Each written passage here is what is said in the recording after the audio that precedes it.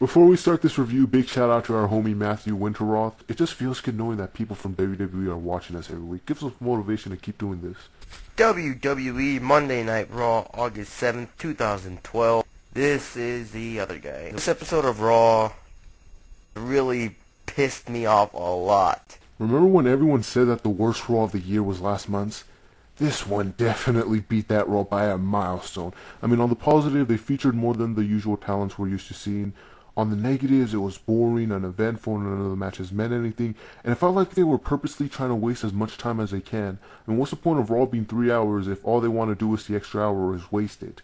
I mean, the only thing I really cared about the show was Kelly returning. First Divas match we got on Raw in like 2.5 months, and it doesn't include the fucking champion. The way the WWE pushes Kelly's just gonna go on and squash everyone else. She's probably gonna end up squashing Layla, which fucking sucks. I guess now I know how you felt when Layla came back and won the title off the Bellas. For the record, I would have felt the exact same way about Layla regardless who she defeated. This is an entirely different rant for another time, but there's a huge difference between Layla and Kelly.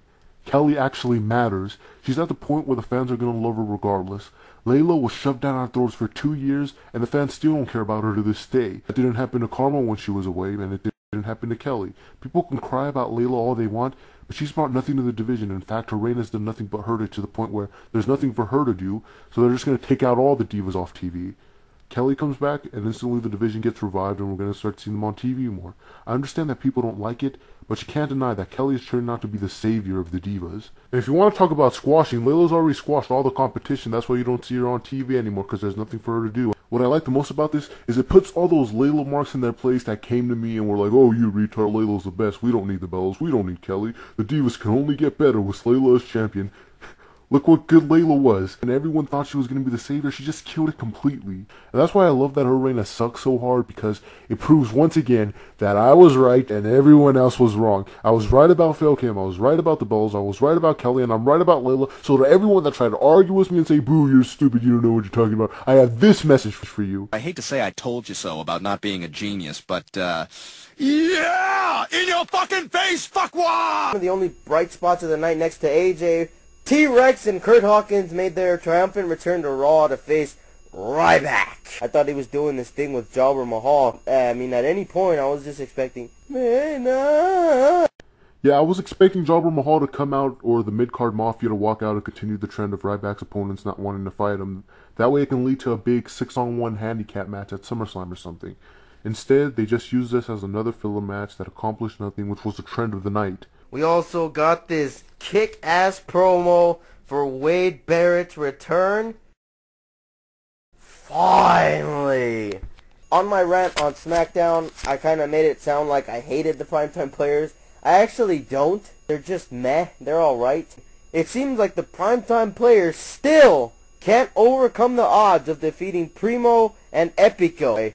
It's amazing how much I cared about this tag team feud, and how little I care about it now that Rosa isn't a part of it. By the way, my best wishes go out to her. I'm planning a trip to Florida to see how that Matt Morgan wannabe likes being abused by someone tougher than him.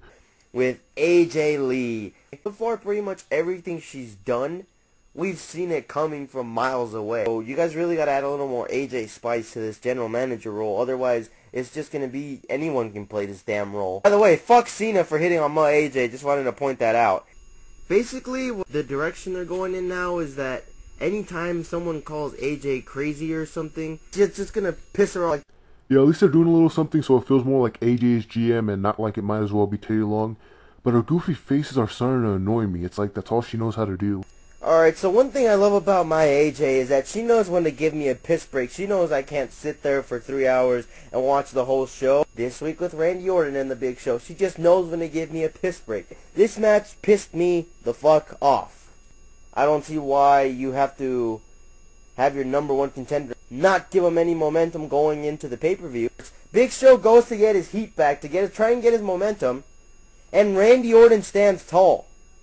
Why? He doesn't have a match at SummerSlam, for Christ's sake, looking stronger than a potential WWE champion. As much as I hate the big shit, no one deserves to be treated like...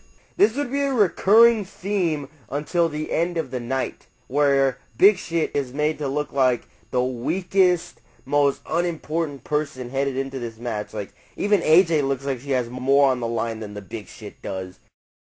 You guys should really put CM Punk on commentary. Like, it would make sense. Like, he could say something like, I'm the WWE champion, I should be on Raw for all 3 hours, so I'm going to be a commentator.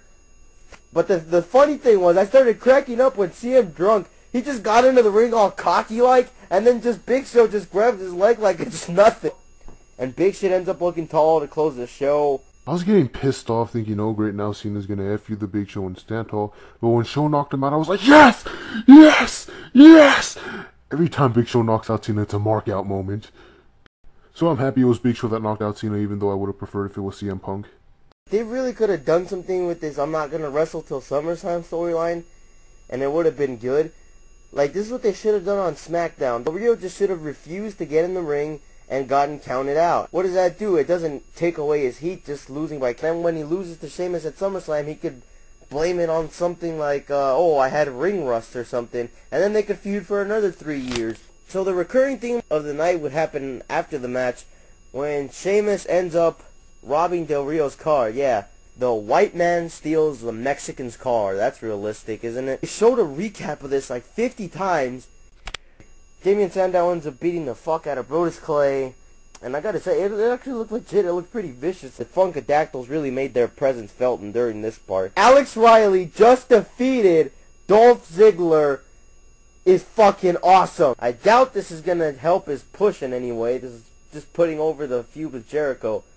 But I'll take it as it lasts. Alright, so they couldn't have made it any more obvious that Shawn Michaels gonna get involved in the Brock Lesnar versus Triple H thing.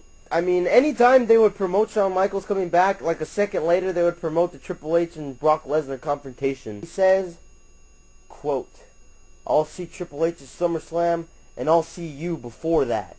Oh yeah, that means Bork Laser is gonna give him another back injury. Maybe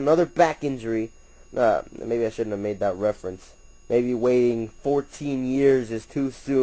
And you know what, I guess it's fine, you gotta have episodes like these that set things up that aren't very entertaining themselves. Every Raw isn't like this from now on. The thing I especially hated about the show was SummerSlam just feels like another pay-per-view with filler matches and cheap build. It doesn't feel as important as we thought it was going to be. This Raw definitely deserves a 20 out of 10. Anyway, this has been the other guy for the MT Omar reviews, yada yada yada, blah blah blah, good, and bye. Mwah, besos. Woo! Booty time.